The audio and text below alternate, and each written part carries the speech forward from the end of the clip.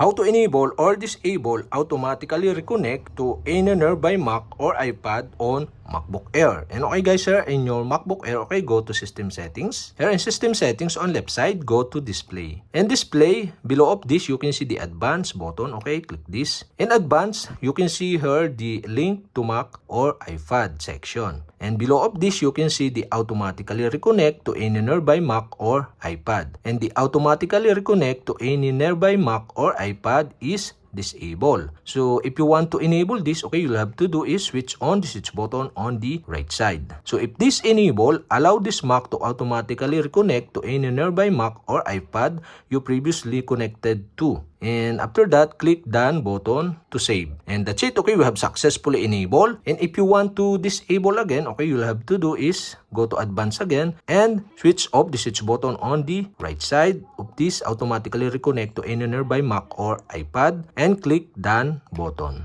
to save. And that's it. Okay, we have successfully enabled or disabled automatically reconnect to any nearby Mac or iPad on MacBook Air.